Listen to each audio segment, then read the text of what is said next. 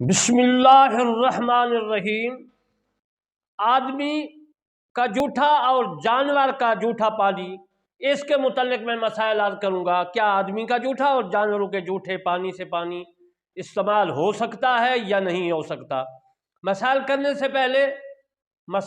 سے قبل میں آپ کی خدمت میں ریکویسٹ کرتا ہوں کہ میرے چینل کرمانی ٹی وی اور کرمانی ٹی وی 3 کو سبسکرائب، لائک، کمنٹ کریں تاکہ یہ مسائل جو ہیں یہ آپ تک پہنچے، دوستوں تک پہنچے۔